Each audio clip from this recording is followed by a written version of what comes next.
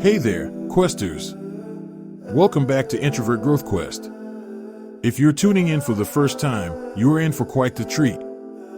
At first glance, David Goggins and introversion might seem like a curious match, perhaps even opposing forces.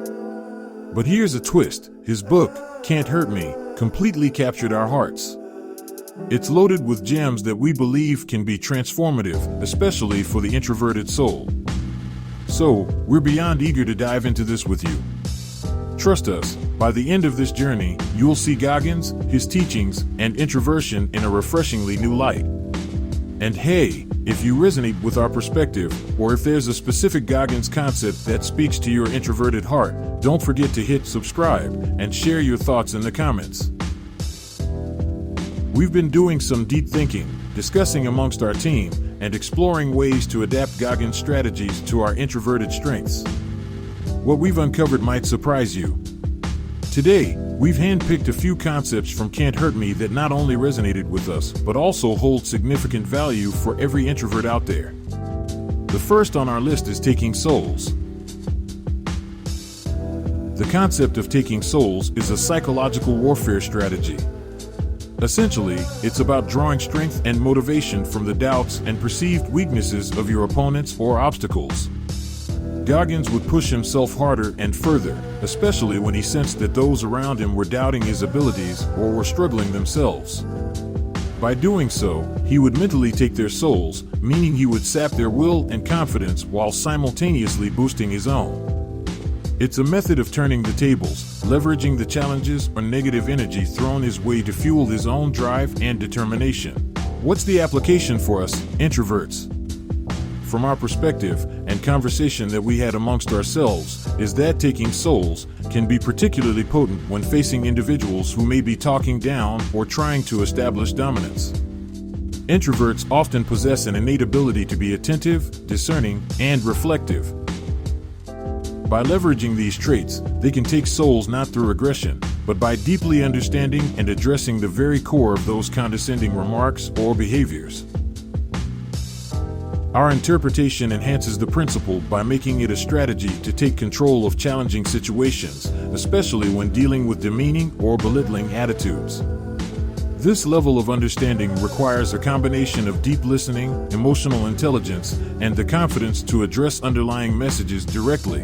It means discerning the underlying intentions and emotions in someone's words or actions, and then, with calm assurance, acknowledging or confronting them. While this approach might unsettle the offender, for the introvert, it's a way to reclaim power, turning a potentially diminishing situation into one of strength and control. Do you agree with us, or do you interpret the concept differently? Let us know in the comments. Now, the second concept that we loved, the accountability mirror. In David Goggins' book, the accountability mirror refers to a literal and figurative practice of standing in front of a mirror and confronting one's own reflections, both the good and the bad. Goggins' approach is not about harshly criticizing oneself for mistakes, but rather acknowledging areas that need work and also recognizing the progress one has made. By writing his goals and shortcomings on sticky notes and placing them on his mirror, Goggins created a daily reminder of his personal commitments and areas for growth. It's a call to personal responsibility, ensuring that we remain true to our goals and honest about our weaknesses, fostering an environment of self-awareness and continuous growth. For introverts, who often spend a significant amount of time in introspection, the accountability mirror can serve as a tangible extension of their inner reflections. It's a practice that can help introverts affirm their worth, celebrate their unique strengths, and identify areas they wish to work on. When introverts confront moments where they felt overwhelmed in social situations, or times when they didn't speak up when they wanted to, they can use the mirror to remind themselves of their worth and potential. However, it's important to highlight that this tool is not for dwelling on perceived failures or for self-criticism. Instead, it's about recognizing patterns, understanding personal reactions, and setting intentions for growth. The accountability mirror serves as a daily touchpoint. The next concept, the 40% rule, challenges our perceived limits. The fundamental premise is that when you think you've reached your absolute limit, when you feel like giving up, you've actually only tapped into about 40% of your potential. The remaining 60% is still there, waiting to be unlocked, but it requires pushing through mental barriers and discomfort to access it. It's a testament to human resilience and the power of the mind to overcome perceived physical and mental limitations. Goggins suggests that we often quit when things get tough primarily because of our mindsets, not our actual capabilities. For introverts, social situations can sometimes feel draining or overwhelming. You might be at an event or gathering and think, I can't handle another conversation. I'm done for the evening. In these moments, the 40% rule can be a beacon of hope. What if, in those situations, you told yourself that you've only reached 40% of your social stamina? That you have more in reserve? It's about reframing the narrative in your mind. Instead of retreating immediately, challenge yourself to engage in just one more conversation or spend another 15 minutes at the event. Over time, you might find that these small pushes help increase your comfort and endurance in social situations. The 40% rule can empower introverts to expand their boundaries, not by changing who they are, but by recognizing and harnessing their untapped potential. The fourth concept, callousing the mind, one of our team members' favorites. David Goggins employs the concept of callousing the mind to describe building mental resilience, much like one would develop calluses on their hands through repeated physical exertion. For Goggins, every challenge, setback, and painful experience he faced was an opportunity to toughen his mental state, making him more resistant to future challenges.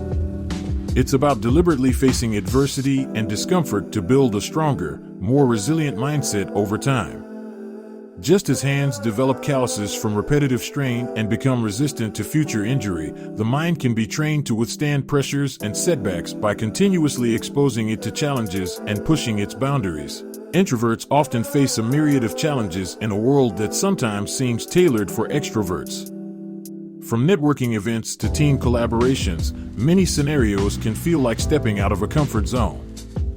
But each of these situations can be seen as an opportunity to callous the mind.